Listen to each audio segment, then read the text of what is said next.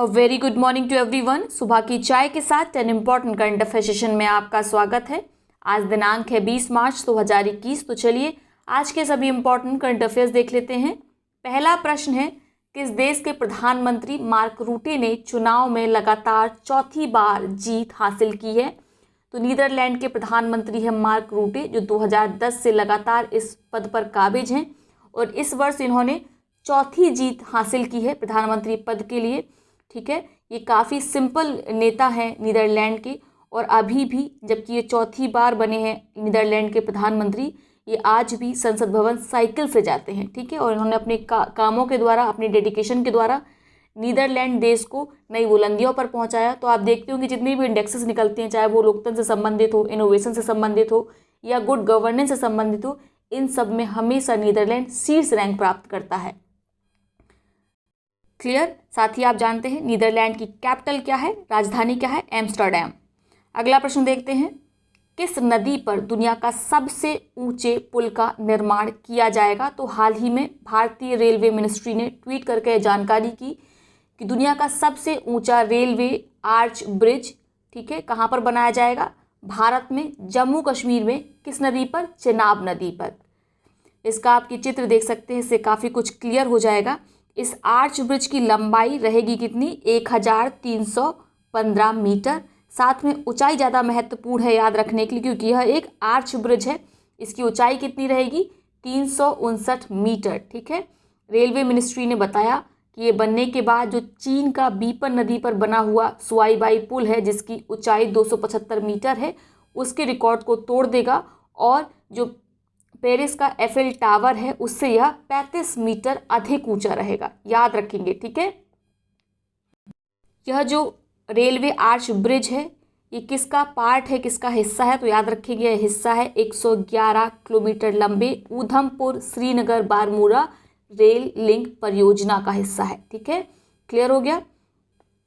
अगला प्रश्न देखते हैं, रूस और निम्न में से किस देश ने चंद्र अनुसंधान स्टेशन के लिए एक समझौता ज्ञापन पर हस्ताक्षर किए हैं हाल ही में? तो हाल ही में रूस और चीन ने चंद्र अनुसंधान स्टेशन के लिए समझौता ज्ञापन पर हस्ताक्षर किया है। इस चंद्र अनुसंधान स्टेशन का चीन और रूस के द्वारा प्रयोग किया जाएगा। इस परिसर का किसके लिए? रिसर्च के लिए, साथ में प्रयोगों के लिए। तो याद रखिए, मोस्ट इम्पॉर्टेंट है। अगला प्रश्न देखते हैं, ऑडियो कैसेट टेप के आविष्कारक कौन थे जिनका हाल ही में निधन हो गया है? तो इनका 95 वर्ष की उम्र में निधन हुआ है। इनका नाम है लोउ ओटन्स। ठीक है, डच व्यक्ति थे ये। इन्होंने ऑडियो कैसेट टेप का आविष्कार किया था। ये प्रश्न पक्का आएगा किसी न किसी परीक्षा में, ये आज नहीं तो 1 साल बाद आएगा, लेकिन ये प्रश्न पूछा जरूर जाएगा। जो ये लोउ ओटन्स थे, इन्होंने 1958 में डच कंपनी जो फिलिप्स है उसको ज्वाइन किया था और 1962 में इन्होंने डेवलप किया था वॉकमैन। वॉकमैन से आपने गाने सुने होंगे अगर आप 90s के किड्स हैं तो। ठीक है, तो याद रखेंगे, ऑडियो कैसेट टेप का आविष्कार किसने किया था? लोए ओटन्स ने। मोस्ट इंपॉर्टेंट है, याद रखना है।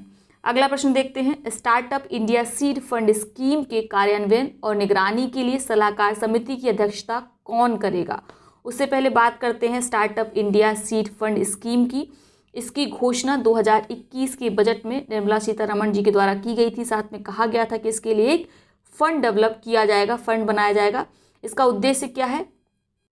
जो इनोवेटिव स्टार्टअप्स हैं उनको धन प्रदान करना, ताकि वो एक अप्रोच डेवलप कर सके, प्रोटोटाइप डेवलप कर सके, साथ में प्रोडक्शन की टेस्टिंग आदि कर सकें। उसके लिए धन उपलब्ध कराया जाएगा startup India seed fund scheme के द्वारा। ये कब से लागू होगी? 1 अप्रैल 2021 से। और कब तक के लिए है? 2025 तक के लिए, यानी 4 वर्ष की यह स्कीम है। याद रखेंगे, हाल ही में एक सलाहकार समिति गठित की गई है इस स्कीम संबंधित विभिन्न प्रावधानों को बनाने के लिए। कितना फंड किस बेस पे एलोकेट किया जाए विभिन्न स्टार्टअप्स को, इसके लिए। तो इसकी अध्यक्षता कौन करेंगे? इनका नाम है HK मित्तल। ठीक है, department of science and technology से है ये। तो आई थिंक अब आपको क्लियर हो गया होगा startup India seed fund scheme संबंधित सभी इंपॉर्टेंट अपडेट्स। अगला प्रश्न देखते हैं, हाल ही में भारत में सही दिशा अभियान किसके द्वारा शुरू किया गया है? तो हाल ही में सही दिशा अभियान शुरू किया गया है UNDP और आइकिया के द्वारा। मोस्ट इंपॉर्टेंट है, इसको याद रखेंगे। ठीक है, आइकिया एक फाउंडेशन है जो विभिन्न मुद्दों पर काम करती है जो खासकर महिलाओं संबंधित होते हैं। तो आइकिया फाउंडेशन और यूएनडीपी ने सही दिशा अभियान शुरू किया है। इसका उद्देश्य है ग्रामीण भारत में जो महिलाएं हैं उनको आजीविका और उद्यमिता से संबंधित जो मुद्दे हैं उनको संबोधित करना।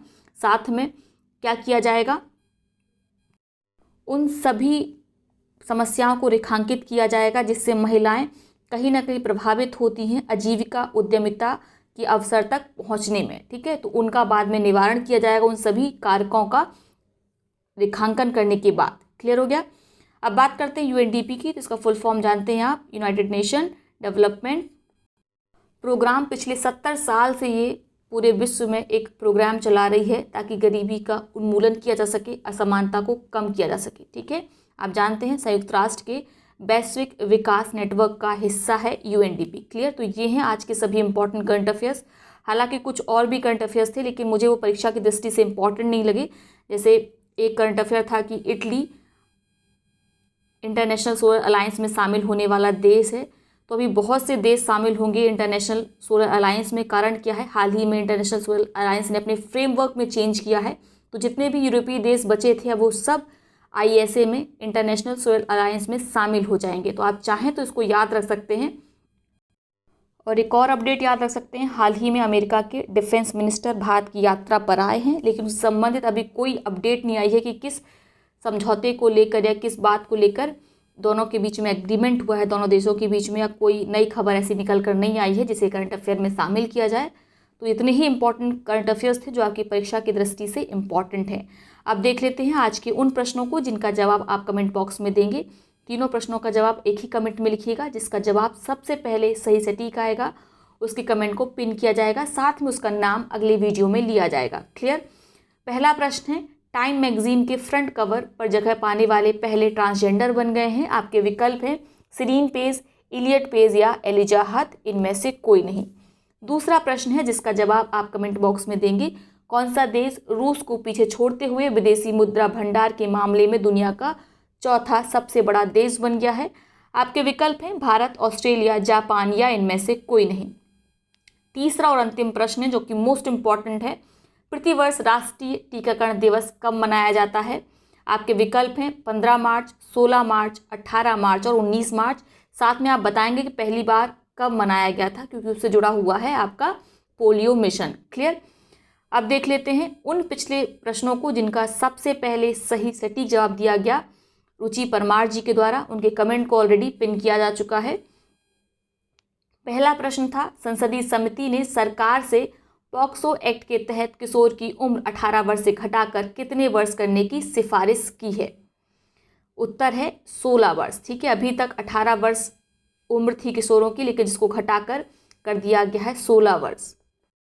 इसके लिए रिकमेंडेशन किसने दी थी, इसके लिए एक समिति का गठन किया गया था आनंद शर्मा की अध्यक्षता में, और इन्होंने राज्यसभा में रिपोर्ट प्रस्तुत की कि जो किशोर हैं उनकी उम्र पॉक्सो एक्ट के तहत 18 वर्ष से घटाकर 16 वर्ष कर देनी चाहिए। ठीक है, अगर आप ज़्यादा डिटेल इन्फॉर्मेशन चाहते हैं इस क्वेश्चन से रिलेटेड तो पिछला वीडियो देख लीजिए।